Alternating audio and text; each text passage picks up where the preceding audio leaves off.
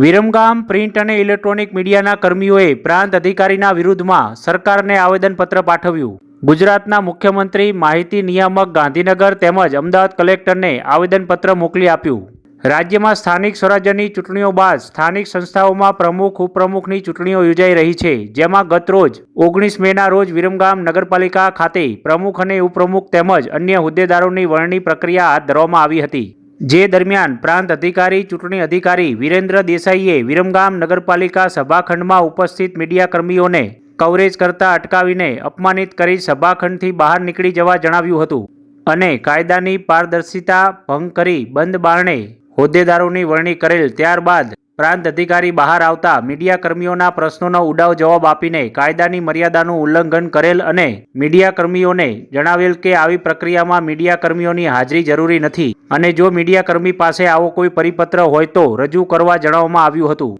અને વધુમાં જો મીડિયાકર્મીઓએ તેમની વિરુદ્ધ જ્યાં ફરિયાદ કરવી હોય ત્યાં કરી શકે તેમ પણ જણાવ્યું હતું. ઉલ્લેખનીય છે કે વર્ષોથી કવરેજ કરતા પત્રકારો સામે અધિકારીની આપખુદશાહી વર્તન અને કવરેજ કરતા અટકાવતા પત્રકારોને પોતાની ફરજ રૂકાવટ કરતા પત્રકારોમાં ભારોભાર રોષ જોવા મળી રહ્યો છે. જેને લઈને આજરોજ વિરમગામ શહેર તાલુકાના તમામ પ્રિન્ટ અને ઇલેક્ટ્રોનિક મીડિયાના કર્મીઓએ ગુજરાત રાજ્ય મુખ્યમંત્રી, ગુજરાત રાજ્ય માહિતી નિયામક તથા અમદાવાદ જિલ્લા કલેક્ટરને સંબોધીને વિરમગામ પ્રાંત અધિકારી વિરુદ્ધ વિરમગામ મામલતદારને એક આવેદનપત્ર પાઠવીને ભારતીય બંધારણની કલમ 19(1)(a) તથા રાઇટ ટુ ઇન્ફોર્મેશન એક્ટ 2005ની કલમ 4 મુજબ પોતાની સત્તાનો દુરુપયોગ તેમજ પ્રેસની સ્વતંત્રતામાં અયોગ્ય રીતે દખલગીરી કરી મીડિયાકર્મીઓની પોતાની ફરજથી દૂર કરેલ હતા.